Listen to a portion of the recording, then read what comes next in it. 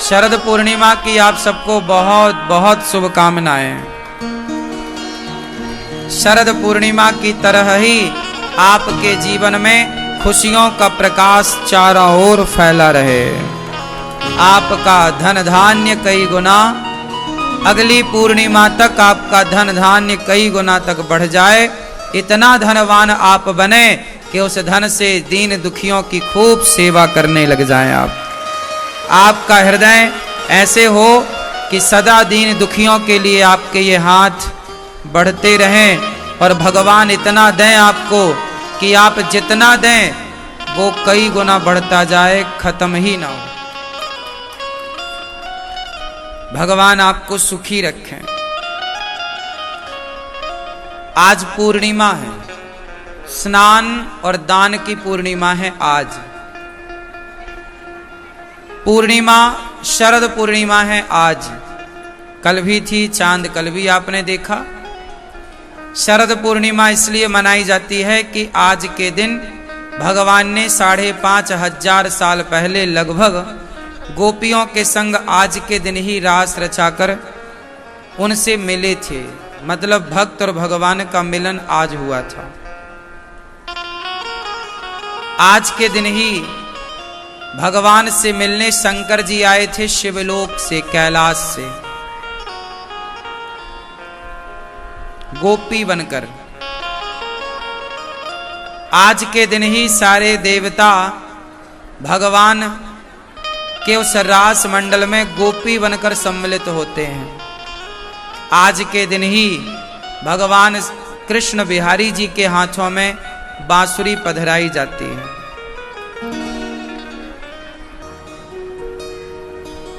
तो आज शरद पूर्णिमा है। शरद पूर्णिमा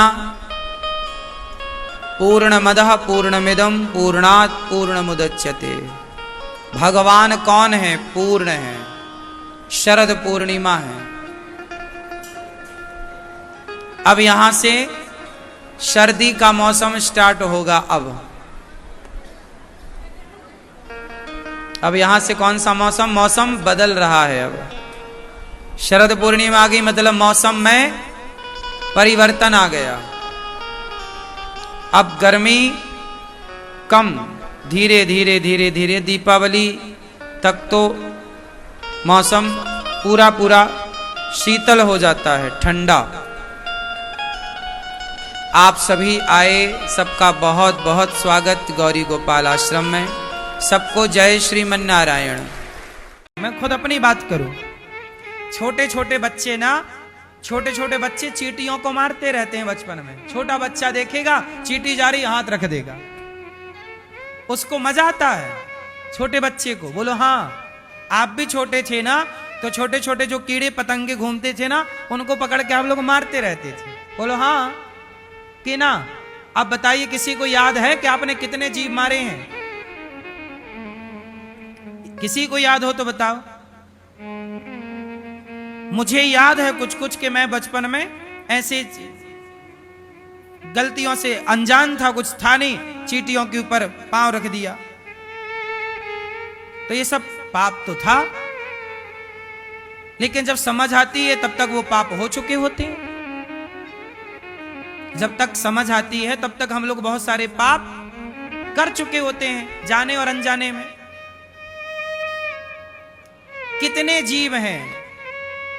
मैं बचपन में छोटा था तो बंदूक लेके, मेला में नहीं मिलती बंदूक, तो गर्मियों में ना मक्खी बैठी रहा करती थी, तो मैं दूर से मक्खियों पर निशाना लगाया करता था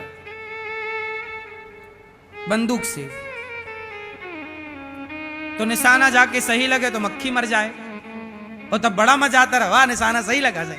लेकिन बाद में पता चला यार बेफजूल पाप था ये। बोलो हाँ, तो ये पाप तो थे ना।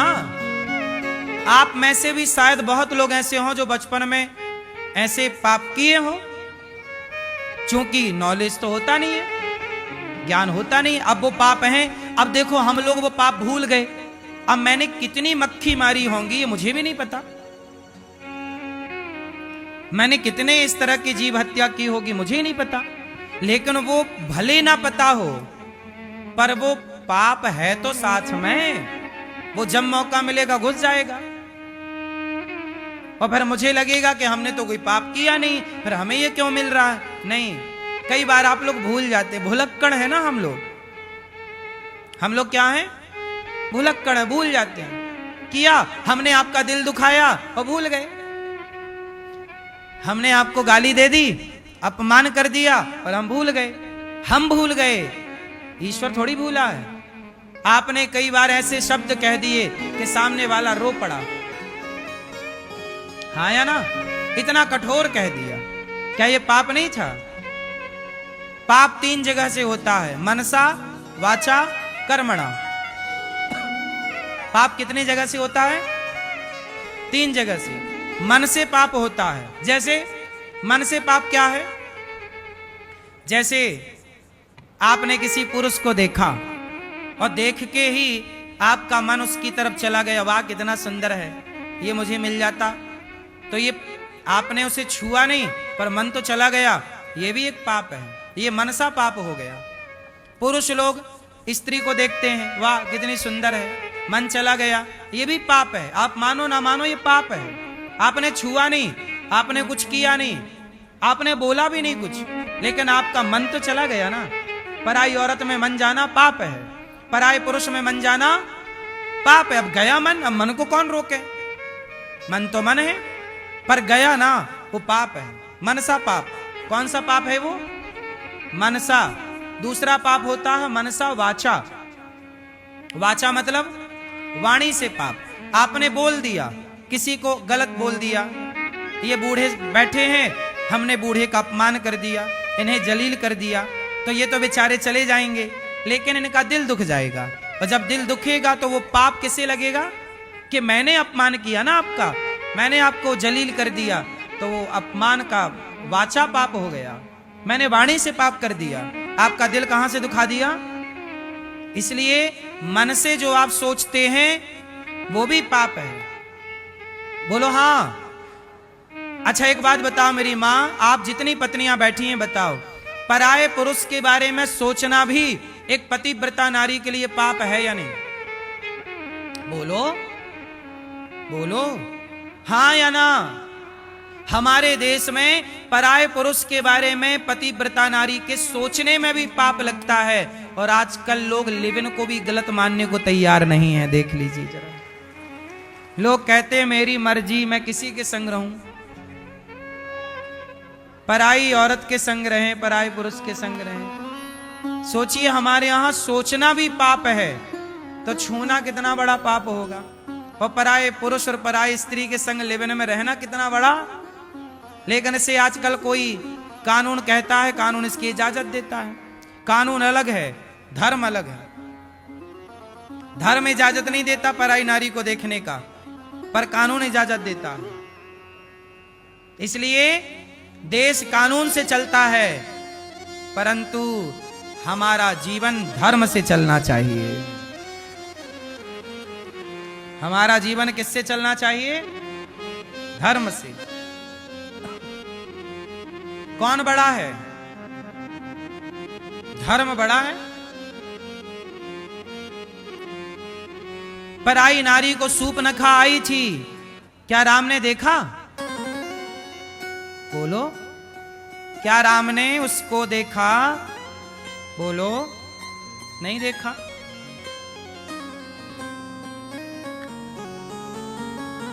तो मनसा वाचा कर्मणा, कर्म से पाप। आपने किसी का गला दबा दिया, आपने किसी को मार दिया, कर्म से पाप। तो पाप मन से भी होता, वाणी से भी होता, कर्म से भी होता। जब तक समझ नहीं थी कोई बात नहीं, पर जब से समझ आई तब से आप मनसा वाचा कर्मणा तीनों पापों से बचिए और अपने मनसा वाचा कर्मणा से भगवान की सेवा करिए, भक्तों की सेवा करिए। जो हो गया सो हो गया, आगे ना हो। जो हुआ सो हुआ, अब ना हो। यदि आप अपनी गलतियां सुधार लेते हैं तो भगवान माफ कर देते हैं। ऐसा नहीं है कि हमने पाप किए हैं तो भगवान हमें क्षमा नहीं करेंगे। भगवान बड़े दयालु हैं। कितना भी बड़ा पाप करिए आप, लेकिन भगवान की शरण में चले जाइए और भगवान से कह दीजिए प्रभु मैंने पाप किए हैं, अब मैं नहीं करूंगा और वो गलतियां मत दोहराइए, भगवान आपको क्षमा कर देंगे। सन्मुख हो ही जीव मोहि जबहि, जन्म कोटि अघनासहि तबहि। कितना भी बड़ा पाप कर लीजिए आप, पर भगवान की शरण में जाइए तो जैसे आग की चिंगारी बड़े से बड़े ढेर को जलाकर समाप्त कर सकती है, ऐसे भगवान का दर्शन और भगवान की करुणा कृपा कई कई जन्म के पाप को जलाकर समाप्त कर सकती है।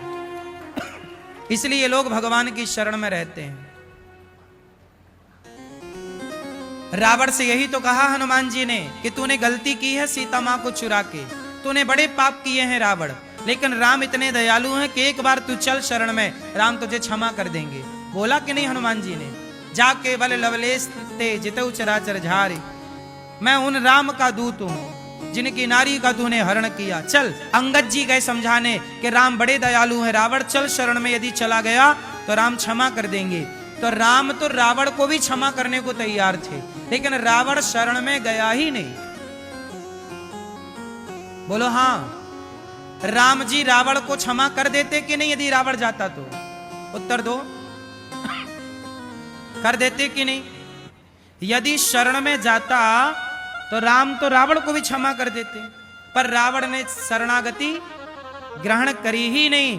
तो रावण ने गलती की, हम लोग गलती ना करें, हम तो शरण में जाएं विभीषण की तरह, रावण की तरह हम क्यों एटीट्यूड में रहें, घमंड में रहें? हम वो गलती ना दोहराएं जो गलती रावण ने की। ये कथाएं यही तो सिखाती हैं कि वो गलती जो की वो हम ना करें, क्योंकि गलतियां सब कर रहे हैं इस धरती पे। बताइए, आप में से कोई ऐसा है जिसने पाप ना किया हो? क्यों, आप में से कोई ऐसा है जिसने पाप ना किया हो? बोलो हाँ या ना। मैया क्या बोलती तू? आप लोगों ने पाप किया कि नहीं? बोलो हाँ कि ना। इस धरा पर कोई ना होगा ऐसा जिसने कोई ना कोई पाप ना किया हो, सब पापी है। इसलिए अपने को पापी समझना चाहिए, पुण्यात्मा नहीं। हमारे पाप और पुण्य यदि तराजू में रखे जाएं तो सच मानो हमारे पाप ही ज्यादा निकलते हैं। लेकिन भगवान इतने दयालु हैं कि अजामिल जैसे पापी, जिसके 99 किलो पाप थे, पाप अधिक से अधिक थे, लेकिन उस पापी अजामिल के मुंह से एक बार मरते समय उसके बेटे का नाम निकल गया, नारायण। तो नारायण बेटे का नाम था, पर भगवान ने सुन लिया कि जाओ, मेरा नाम पुकार रहा, जाओ लेकर आओ। एक नाम के बल पर उस अजामिल का कल्याण हो गया। हुआ कि नहीं? इतने दयालु भगवान। तो जो भगवान आपके सारी जिंदगी के पाप एक नाम से समाप्त कर सकते हैं, क्यों ना उस एक परमात्मा की शरण में चला जाए। उनके जितना दयालु कौन होगा? वो तैयार हैं हमें गले लगाने को। इसलिए जगन्नाथ जी के हाथ सदा ऐसे रहते हैं। जगन्नाथ जी के हाथ कैसे रहते हैं? ऐसे। ये देखो कैसे हैं। जगन्नाथ जी के हाथ सदा ऐसे रहते हैं कि मैं तैयार हूं तुझे गले लगाने के लिए, बस तू मेरी शरण में तो आ जा। लेकिन जीव ऐसा अभिमानी है कि भगवान की शरण में जाता ही नहीं, स्वीकार ही नहीं करता कि मैं गलत हूं। अच्छा ये बताओ, आप स्वीकार करते हो कि आप पापी हो? कहो कि मैं पापी हूं, कहो कि मैं अधम हूं। जब कहोगे नहीं, स्वीकार नहीं करोगे, भगवान कैसे स्वीकार करेंगे? पहले आप स्वीकार कीजिए अपनी गलतियां, फिर भगवान स्वीकार करेंगे आपको। आप स्वीकार नहीं करेंगे तो भगवान बोले मैं भी स्वीकार नहीं करूंगा तुझे। तूने कौन सा स्वीकार की अपनी गलतियां? कहो हे प्रभु मैं जैसा हूं आपका हूं, मैं पापी हूं, नीच हूं, दुष्ट हूं, अधम हूं। कहो। आजकल है आदमी पापी और बड़ा पुण्यात्मा बना घूमता रहता है। अच्छा ये बताओ, आप लोग लोभी हो के नहीं? अभिमानी हो के नहीं? कामी हो के नहीं? हाँ या ना? ये सारी बुराइयां हमारे अंदर हैं, पर आप किसी को कह दीजिए तू बहुत कामी है तो वो बुरा मान जाएगा। किसी को आप कह दीजिए तू बड़ा घमंडी है, वो बुरा मान जाएगा। कहां घमंड कर रहा हूं? करता है पर मानता नहीं। मैया सो गई क्या मेरी मां?